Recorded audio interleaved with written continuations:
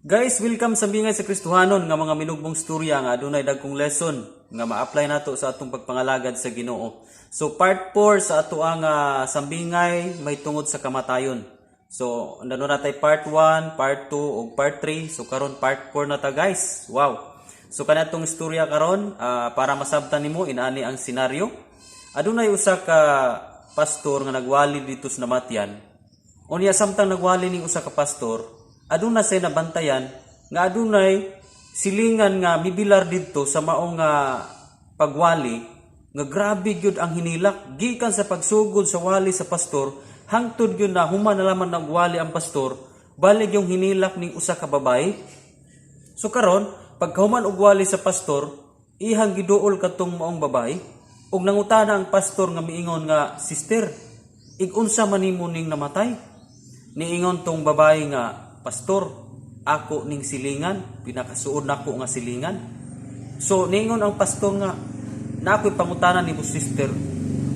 Kini mga pamilya nga na dinhi, wala man kayo manghilak, pero ikaw nga dili porsusong pamilya, unya silingan ra di ay bali man nimong hinilak sugod sa pagwali nako hangtod nga nahuman kog wali, bali man nimong hinilak.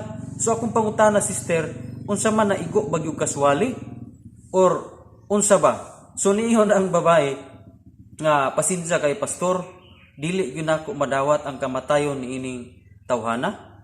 So nakapangutan ang pastor nga naman.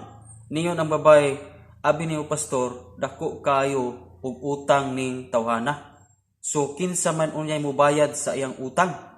So baling guula sa babae di ay guys, kay ang iyang gikagulan mao di ay ang kamatayon sa tawo nga wala kabayad sa iyang utang. So ang tinuod di ay nga wa siya na guol, wa siya nihilak, tun kay namatay to. Ang iyang gikahilakan kay kinsay mo bayad sa iyang utang nga namatay man tong nakautang diha kaniya.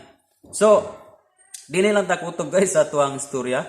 So adunay dakong lesson nga tong makuha nini nga katong maong tao namatay siya nga nunay naguol tungod kay may utang.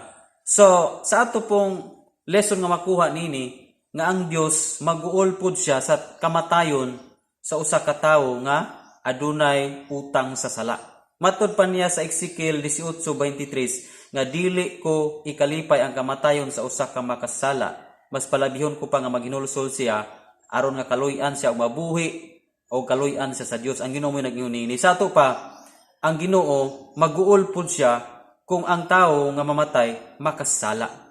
Kung sa maong sambingay ang babae naguol, okay? Nagrepresent kadto nga ang Ginoo maguol pud sa kamatayon sa usa ka makasala. Ngano man kini manggong sala usa ni sa gihulagway sa Biblia nga utang.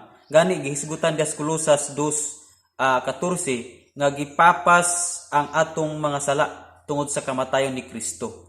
Pero kung ang mga tao dili mo dawat ni Kristo, wala sila tinuod nga paghinulsol, so mamatay sila nga dakong utang sa tubangan sa Ginoo. Sa to pa, katong utang sa tawo nga namatay, balunon to niya didto sa kalayo sa impierno. Ngano man, wa man siya maghinulsol, wa man siya mudawat ni Kristo. Munang iyon ang Biblia, dili ikalipay sa Ginoo ang kamatayon sa usa ka makasala. Munang dili gyud gusto ang Ginoo nga usa ka makasala mamatay. Ug maguol siya nga kining maong makasala mamatay. Ngano man, gusto siya nga sa buhay pa maghinulsol na daan. Gusto siya nga maghinulsol na daan. Kay kaning paghinulsol mao ni siya pag-impas mga utang.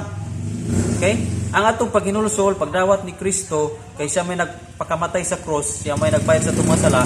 So atong ikabalos mao ang pagdawat ni Kristo o mao ang paghinulsol sa atong mga sala. Muna nga ang dakong lesson nga itong makuha nini nga ang Diyos di ay dili malipay sa kamatayon sa usa ka makasala. Muna nga matingala bitaw ka nga kalabanan ni noos mga unang mga matay kani manong mga buutan, kani manoong mga nag-alagad, kani manoon nga mga naa sa gigamit sa Panginoon mo ni kasagaran ninong mamatay. Pero kanino ang mga dautan mo nang question ang uban nga pag namatay ang ilang minals kinabuhi nga pastor o nag-alagad ba simbahan, mayon sila nga ngano pa man Lord, ngano pa man Ginoo nga kini pa man imong gikuha, si papa, si mama, si dudong nga nag-alagad man ta nimo, naamang tay mga bisyoso, naamang tay mga nagyaka sa kahilayan nganong dili man sila may imong gikuha. Muni kasagaran nga question sa mga nangalagad karong panahon pero dili ta angay mo question guys sa Ginoo kung unsa ang kabubuton sa Ginoo, kung kinsa ang namatay, dili ta angay mo question sa Ginoo. Kay nganuman gilatid ng daan ang ato ang kinabuhi ini kalibutana. Kay gilatid ng daan ang atong kamatayon. Okay? So dili na nato mausab ang plano sa Ginoo. Okay? Ang Dios mo'y nagbuot kung diha ra gud ta kutob. Muna nga nganuman nga ang mga naas kahilayan, nagyaka sa kahilayan mga dautan, nganong wa pa man sila kuhaa sa Ginoo. Kay gitagaan pa na sila tsansa sa Ginoo nga maghinulsol sila aron nga makaadto sa langit, di ba? So ang kamatayon atong nangalagad, atong buutan, nagpagamit sa Ginoo, naa naman tos kamot sa Ginoo. Kung mamatay siya, mutaliwan sa inyong kinabuhi, pero adto man siya sa tiilan, sa kiliran sa Ginoo. O di ba? Mahilangit man. So, dili, ang Dios, katong kamatayon atong nangalagad niya, okay, kabulahanan to sa mata sa Ginoo. Muna nga, diri sa wala nangalagad, kung kanimoy mamatay, dili siya malipay, ug ikaguol niya. Nganuman, dako tog utang, namatay siya nga ang yang sala, wala kabayri. Okay?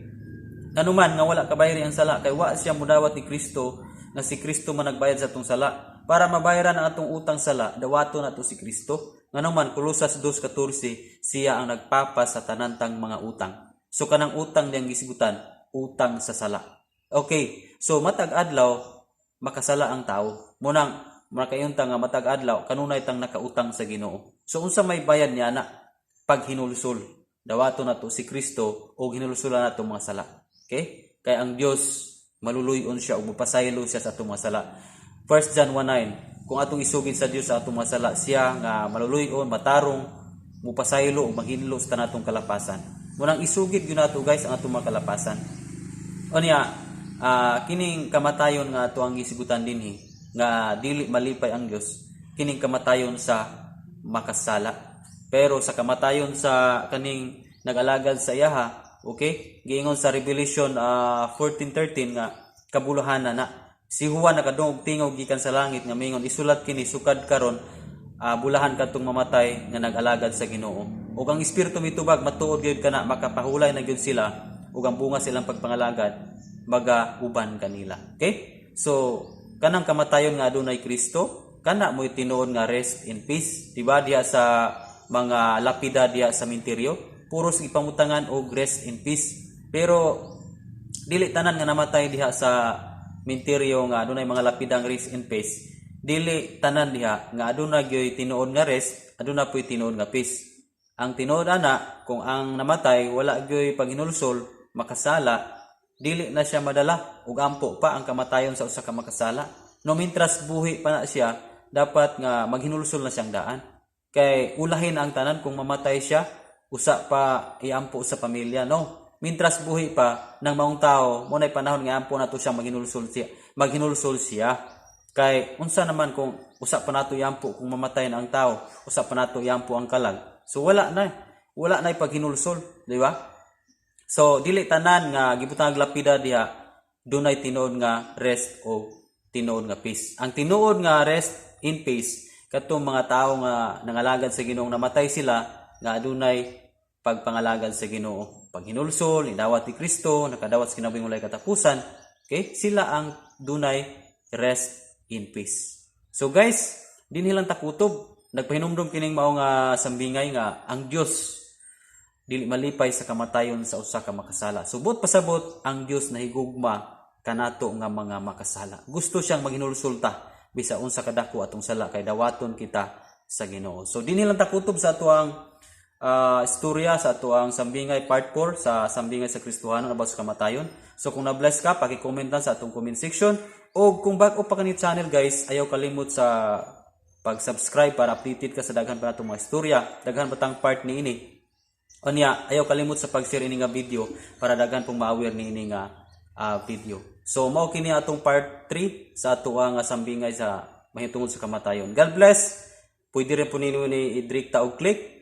Muplira ni daghan po ka makatunan. Glory to God. God bless.